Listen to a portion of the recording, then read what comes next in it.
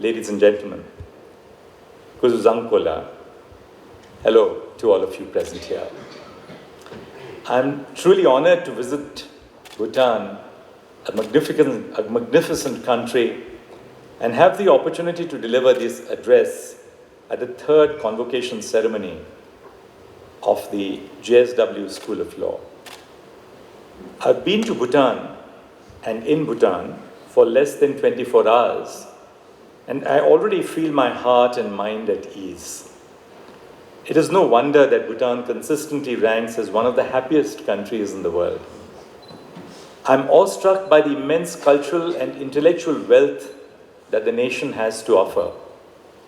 I look forward to learning from each one of you. Learning is a lifelong process. As we live, we evolve with each breath. My scale of learning is inching up every moment of reflection and introspection on life in Bhutan. I had the privilege of meeting Her Royal Highness, Princess Sonam Wangchuck, during her visit to India last year, where we engaged in several thought-provoking conversations. She was the chief guest at the convocation ceremony of the National Law School of India University at Bangalore, a leading law school in India. Her convocation address at NLSIU reflected a profound understanding of life and resonated deeply with me. She spoke about the interplay between the rule of law and happiness, emphasizing the need for legal education to balance modernity with traditional values. These ideas have stayed with me and have impacted my reflections about and engagement with the Indian legal system and the best pedagogy to impart legal education. Last year, Her Royal Highness shared with me the vision behind the JSW School of Law. I've been looking forward to visiting the campus ever since. My knowledge of the beauty of the campus was till now hearsay. And as you know, hearsay evidence is not sufficient in a case of a criminal trial. My knowledge was thus far based on anecdotal accounts in exchanges with the Vice Chancellor and faculty of NLSIU Bangalore, where I am the Chancellor. The underlying framework of this law school, which combines the global with the uniquely local, holds immense significance for the global legal community. As a university built on a clean state in the 21st century, JSW School of Law has had the unique privilege of exploring foundational questions that are usually foreclosed. What should be taught? What do people need from lawyers? What kind of lawyers do we create for the future? What method of teaching should be adopted? There is no doubt that the university has found unique and thus far unexplored answers to these questions. The success of the institution, therefore, will be a milestone not just for this community, but also for the global legal community.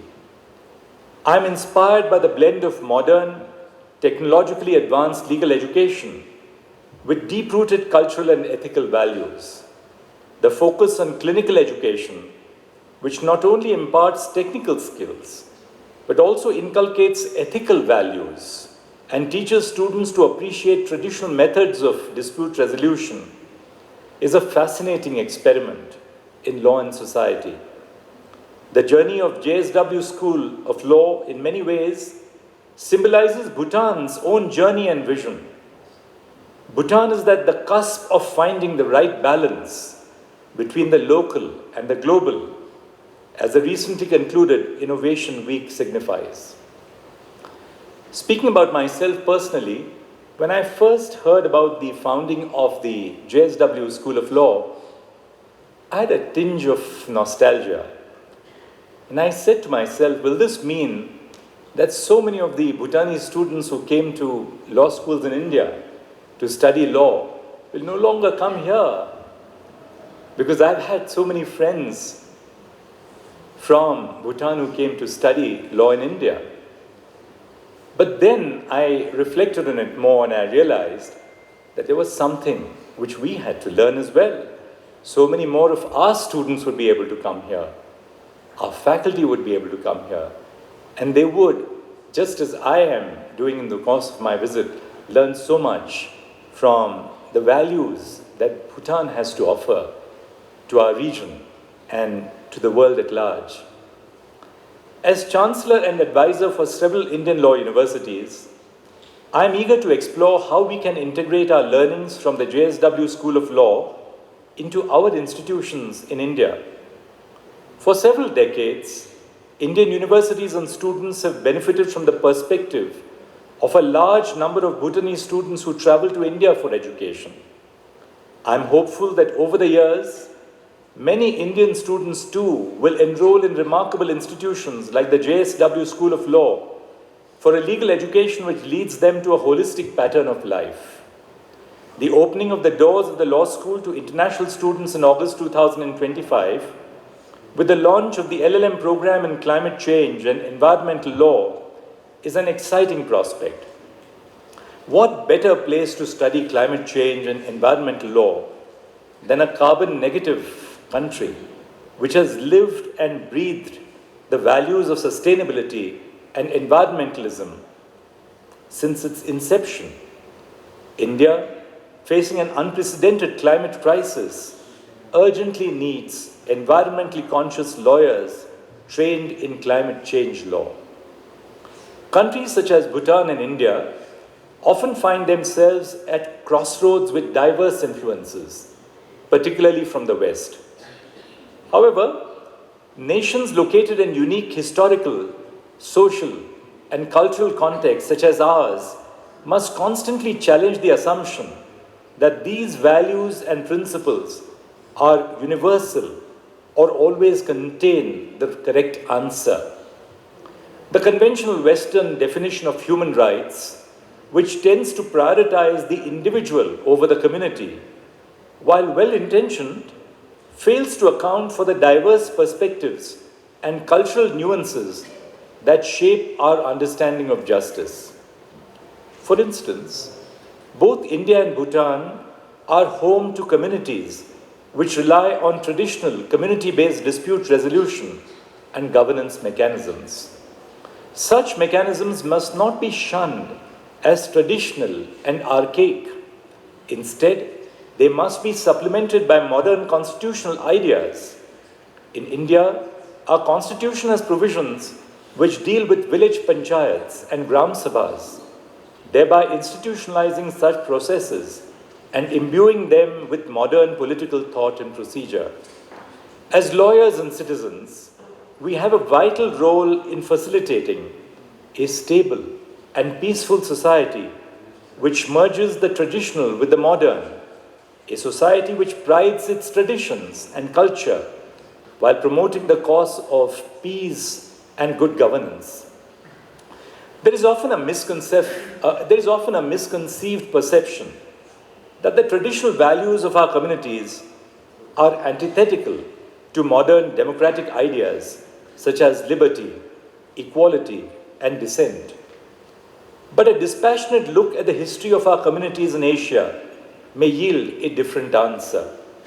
For instance, as a Nobel laureate, Dr. Amartya Sen argues in his book, The Argumentative Indian, since ancient times, India has had a deep-seated tradition of public debate, intellectual pluralism, and heterodoxy.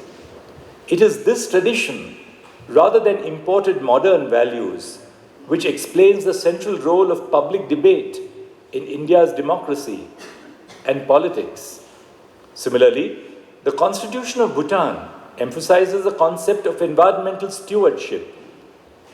It declares every citizen a trustee of the kingdom's natural resources and environment for the benefit of the present and future generations, and declares it the fundamental duty of every citizen to contribute to the protection and conservation of the environment and the prevention of all forms of ecological degradation. The government pledges to protect, conserve, and improve the pristine environment and safeguard the biodiversity of the country. prevent pollution and ecological degradation, secure ecologically balanced sustainable development, while promoting justifiable economic and social development. Such provisions and constitutional values, while reflective of the public trust doctrine used in countries such as the United States and India, are in fact based on the traditional importance that our communities have placed on environmental protection.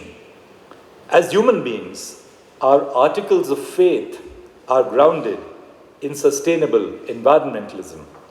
Modern theories of the environmental rule of law can imbibe much from traditional learnings of our diverse communities through time.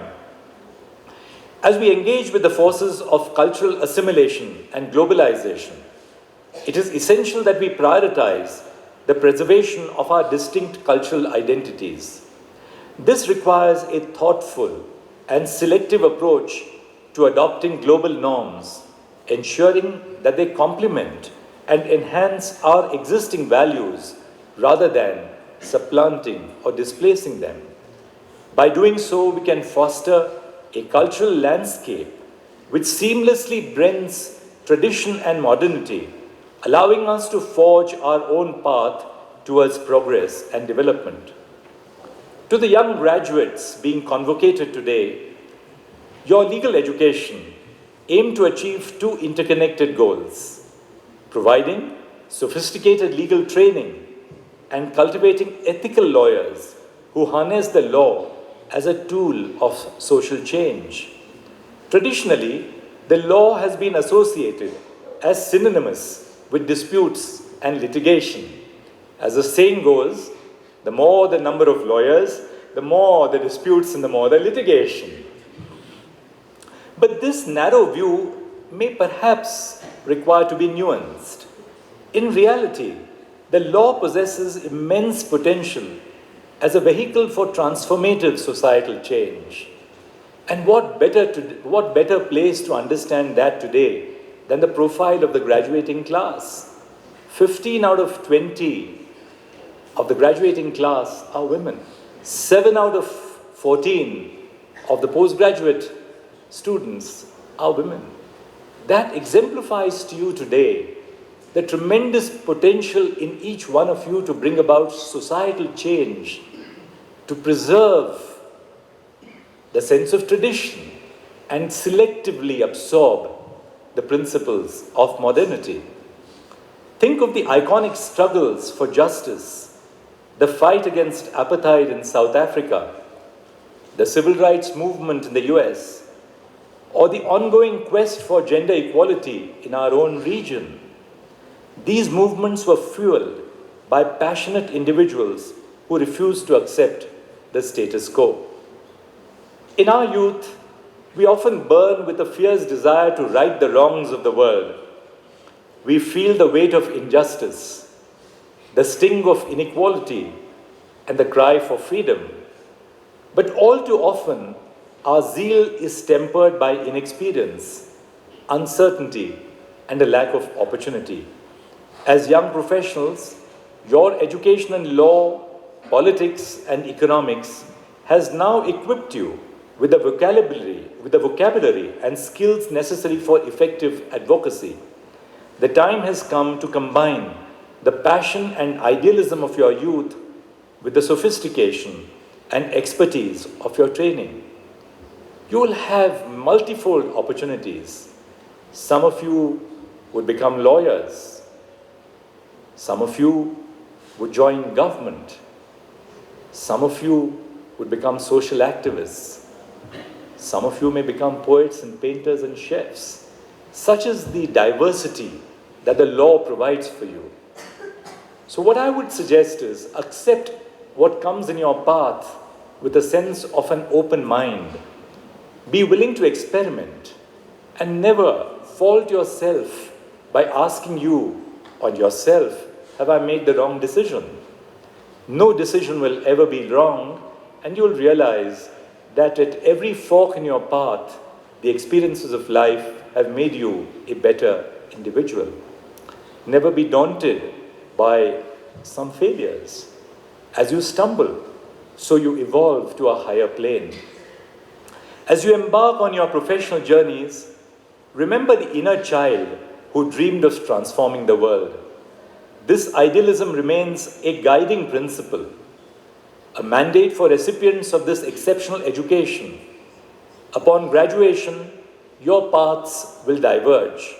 Some of you will shape policy in government as members of the civil services. Others will navigate private law, and a few may forge new trails abroad. Yet, regardless of the route you choose, remain mindful of the purpose that brought you here.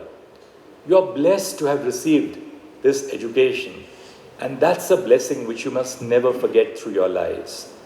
To echo the wise words of Toni Morrison, when you get these jobs that you have been so brilliantly trained for, just remember that your real job is that you are free. You need to free somebody else. If you have some power, then your job is to empower somebody else. As I share these words with you, I am reminded of my own journey. Like many of you, I also grew up as a child with an unrelenting passion to make a difference in the world around me. Driven by this insatiable zeal, I often pushed myself to extremes, habitually working long hours and carrying a heavy burden, as if the world's problems rested solely on my shoulders. However, over the years, I've come to realize that our ability to contribute to our community is deeply rooted in our self-perception and capacity for self-care. It is crucial to prioritize our own well-being and find joy in the process. We often put our heart and soul into a project, but fail to enjoy the journey because we are caught up in the fear of reaching the destination. As someone who is a few decades older than you, I can tell you that these fears are not easy to wish away. However, personal growth lies in being able to address them and tackling them head on. Pardon me for being a little vulnerable. I will be demitting office as Chief Justice of India, and after having served my country for 24 years as a judge and the last 2 years as the Chief Justice of India, as my tenure is now progressing into its final stages, my mind has been heavily preoccupied with fears and anxieties about the future and the past. I find myself pondering over questions such as, did I achieve everything I set out to do? How will history judge my tenure? Could I have done things differently? What legacy will I leave for future generations of judges and legal professionals? The answers to most of these questions perhaps lie beyond my control. Perhaps I will never find answers to some of these questions. However, I do know that over the last 2 decades and more, I have woken up every morning with a commitment to give the job my fullest and gone to bed with the satisfaction that I served my country with utmost dedication. It is in this that I seek solace every day of my life. Once you have this sense of faith in your intentions and abilities, it is easier to not get obsessed with the outcomes. You begin to value the process and the journey towards these outcomes. And remember, the process in the law is as important as your goal. The journeys are as important as your destinations. As you navigate the complexities of your own journeys, do not be afraid to take a step back, reassess, and ask yourselves, am I running towards the destination, or am I running towards myself? The difference is subtle, yet profound. After all, the world needs leaders who are driven by purpose and not just by ambition. As I close, I want to leave you with some inspiring words for Rudyard Kipling's timeless poem, If. It captures the essence of what I have shared in my address, but I'll make the poem a little more gender equal at the end. If you can keep, as Kipling says, if you can keep your head when all about you are losing theirs and blaming it on you, if you can trust yourself and all men or women doubt you. But make allowance for their doubting too. If you can dream and not make dreams your master, if you can think and not make thoughts your aim, if you can meet with triumph and disaster and treat those two impostors just the same, if you can fill the unforgiving minute with 60 seconds worth of distance run, yours is the earth and everything that's in it. And which is more, you will be a man and woman, my son and daughter. Congratulations once again on your remarkable achievement today. I look forward to hearing about the wonderful things that you will all achieve. I also urge all of you to take some time today to pause, breathe, and give yourselves a pat on the back. For each one of you, truly deserves the pat on the back. Kadrinche, thank you very much.